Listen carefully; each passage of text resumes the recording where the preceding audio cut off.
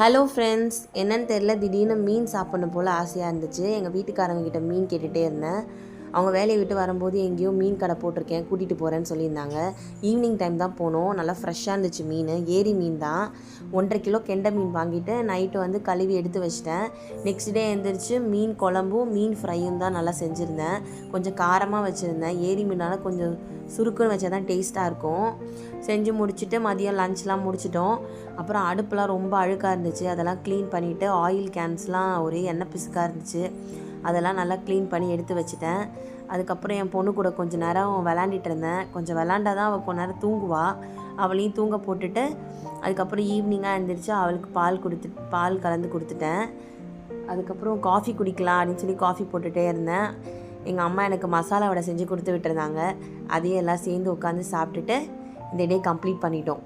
Next வீடியோவில் பார்க்கலாம். பாய்.